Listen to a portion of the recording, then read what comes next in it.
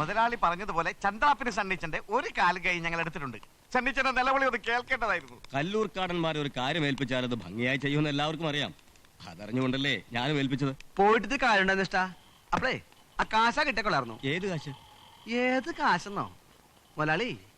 കല്ലൂർക്കാടന്മാര് വേഷം കെട്ടുകൊണ്ട് കേട്ടോ. തല പിടിച്ചിടിച്ചാ മതിലിട്ട് പഠിച്ചെടുക്കും. ചൂടാകാതെ കല്ലൂർക്കാടാ. ഇന്നലെ അനിയൻ വന്ന് കാശ് മേടിച്ചോണ്ട് പോയി. അനിയനാ? ഏതനിയൻ? അഞ്ചാമത്തെ അനിയൻ. അഞ്ചാമത്തെ അനിയനോ? ആ മനസ്സിലായി, നമ്മുടെ അഞ്ചാമത്തെ അനിയൻ. എടോ മുതലാളി, അവനോട് ഞാൻ ചോദിക്കും, ഇനി അവനല്ല കാശ വാങ്ങിച്ചു വെച്ചാ പൂട്ടിന് പീര ഇടുന്ന പോലെ നല്ല അസൽ ഇടിയാ ഞാൻ ഇടിക്കും. മനസ്സിലായോ? വന്നേ